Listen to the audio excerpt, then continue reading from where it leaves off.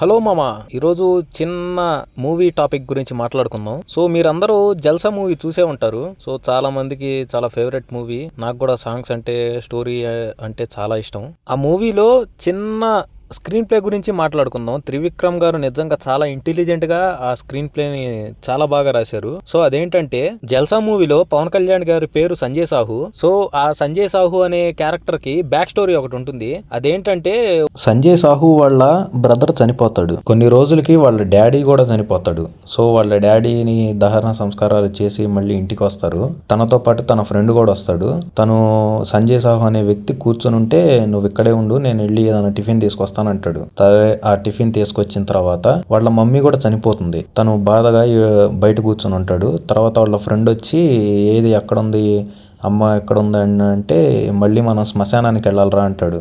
So అప్పుడు wide angle పెట్టి లో యాంగిల్లో ఇలా సంజయ్ సాహు కూర్చుని ఉంటాడు. అప్పుడు మనకి ఓన్లీ సంజయ్ సాహు ఎక్స్ప్రెషన్ మాత్రమే కనపడుతుంది. అప్పుడు తన ఫ్రెండ్ ఎక్స్ప్రెషన్ కనపడదు. సంజయ్ సాహు మనం మళ్ళీ శ్మశానానికి వెళ్ళాలరా అన్నప్పుడు. సో ఆ ఎక్స్ప్రెషను ఈ బాటిల్లో చూపిస్తాడు. బాటిల్ ఇట్ట కిందకి జారిపోతుంది. అసలు ఆ బాటిల్లో జారిపోయే విధానంలోనే వాళ్ళ ఫ్రెండ్ ఎంత షాక్ అయ్యాడో చూపించాడు.